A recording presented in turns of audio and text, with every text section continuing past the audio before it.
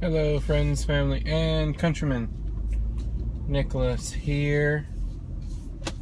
For another episode of Night Driving with Nick. Today I want to talk about, obviously, the Robins. If you haven't heard, I'm sorry, it's really dark at this point. If you haven't heard of Robin, I don't know what hole you live under, but you should probably get out of it. Robin is the boy wonder. He or she, actually, as I'll detail later on in the video. Robin is the sidekick to Batman. The very first Robin, Dick Grayson, was the son of acrobatic performers, the Flying Graysons, and when his parents died, he wanted revenge, so he was adopted by Bruce Wayne, well, half-heartedly adopted by Bruce Wayne, and took on the mantle of Robin. The second Robin, second Robin was Jason Todd. Jason Todd, let me back up. I apologize. After Dick Grayson stopped being Robin, he became the vigilante of Bloodhaven known as Nightwing. The second Robin was named Jason Todd. Now, Jason Todd is a very controversial Robin because of the fact that in a comic book poll, they gave two options. One was that Jason continued to be Robin and continued about his merry ways, or they could kill off Jason Todd. And so, in a very, very close call, they ended up killing off Jason Todd.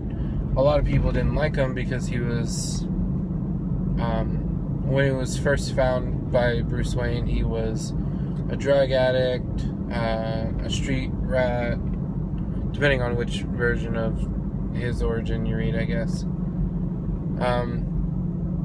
And so when he became Robin, he annoyed fans of Dick Grayson, who was quiet and calm and collected, but also childish, whereas Jason Todd was pure child.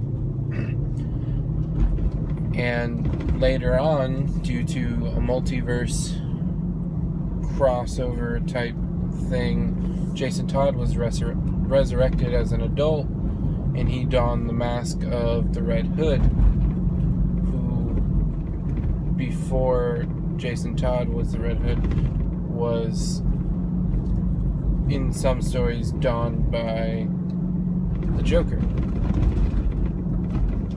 And seeing fit that the Joker was the one who actually killed Jason Todd, they figured that they would make his character, the Red Hood, basically a more killy type of Batman. And it works, actually. Jason Todd as Red Hood is one of my favorite comic book heroes. The third Robin was Tim Drake, who during the time that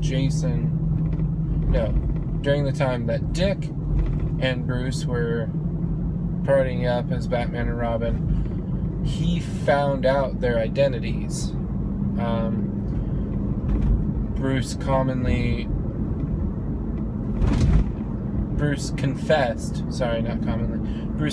that Tim Drake was a genius, and that he was the true mental heir to the cowl. And when he left to go be the Red Robin, his at the time girlfriend, who was also a villainess, took over as Robin, Stephanie Brown. She didn't last very long because the fans didn't really care for a female Robin, and people just didn't understand her storyline well enough.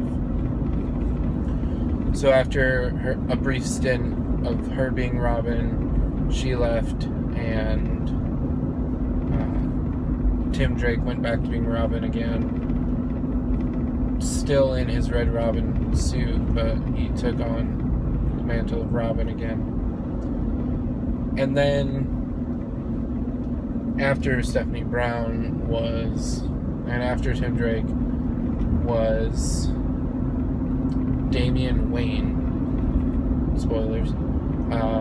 Damian Wayne is Bruce and Talia al Ghul's child.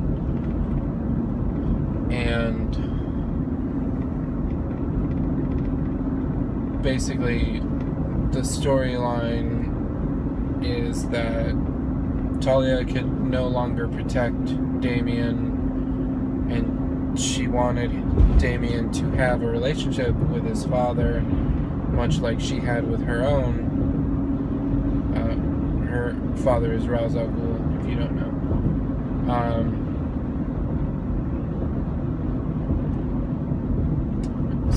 So Damian Wayne became the new Robin for a little while, until a death in the family.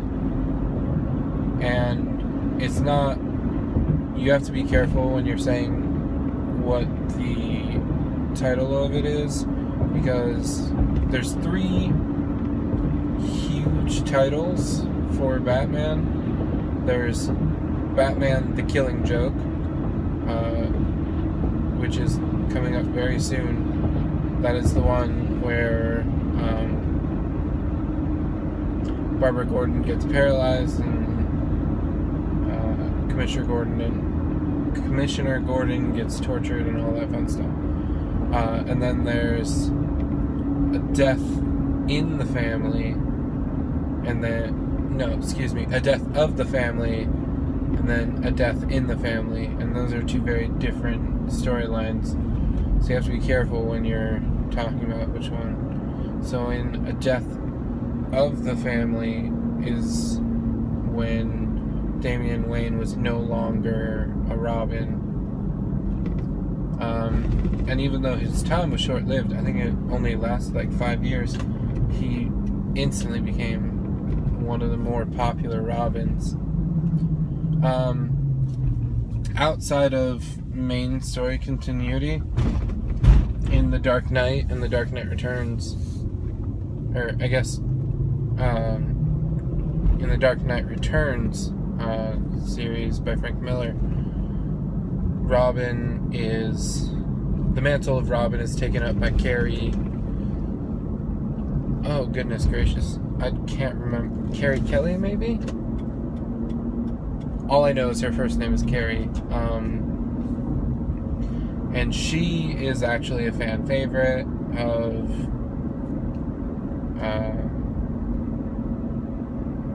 the Dark Knight Returns fans. It was hoped that she would be the Robin for the Batman vs. Superman storyline, all that fun stuff. And then there was also,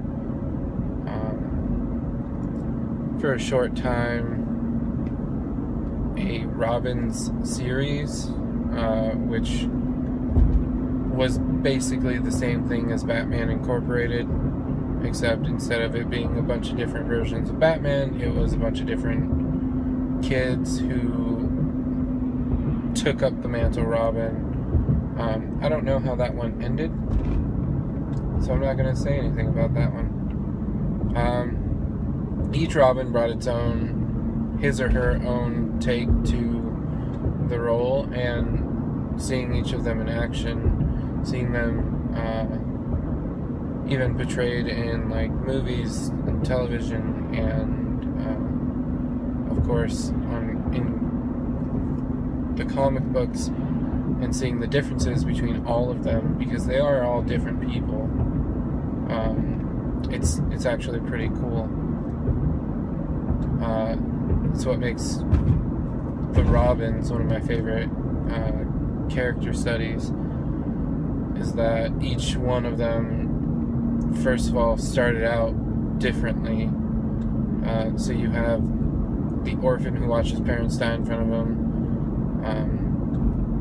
the orphan who was just lost in his life, the kid who was a genius, the girl who tried to be good, and then the son of the bat.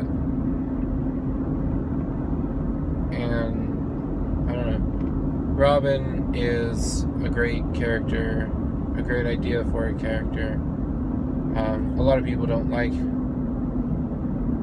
Robins because of the idealism that Robin is just a kid who like fights and stuff.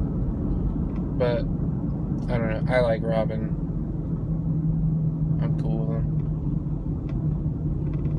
Alright, so I'm gonna end this video coming up to the bridge, which is apparently now open, or up, or whatever. Because that worked out so well last time. So I will end this video. Next time I talk, I will talk about something nerdy. I don't know. We'll find out, I guess, huh? Alright, bye.